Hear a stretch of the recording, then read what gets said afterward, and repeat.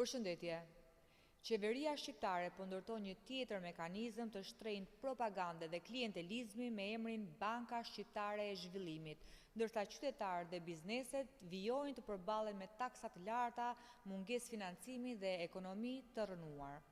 Pasi Kuvendi miratoi ligjin për krijimin e Bankës Shqiptare të Zhvillimit dhe pasi qeveria derdhi 1 miliard lek nga paratë e shqiptarëve si kapital fillestar, sot rezulton se institucioni ende nuk ka as strategji, as model funksionimi, as strukturë operacionale dhe as plan të qartë zhvillimi. Në vend që këto kapacitete të ndërtoheshin nga vetë shteti përmes ekspertizës institucionale, qeveria ka vendosur të hapë një tjetër tender miliona euro për konsulencë.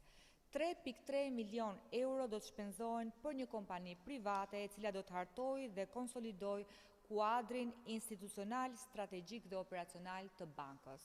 Ndërkohë që propaganda flet për zhvillim, ekonomia reale po vuan mungesën e kredive, bizneset e vogla po mbyllen dhe të rinj po largohen nga vendi. Qytetarët kanë të drejtë të dinë pse një bankë shtetërore krijohet pa pasur paraprakisht strategjinë dhe strukturën bazë. Ky është modeli i një qeverie që nuk ndërton institucione të forta, por ndërton skema të kushtueshme propagande dhe klientelizmi me paratë e qytetarëve shqiptar. Faleminderit.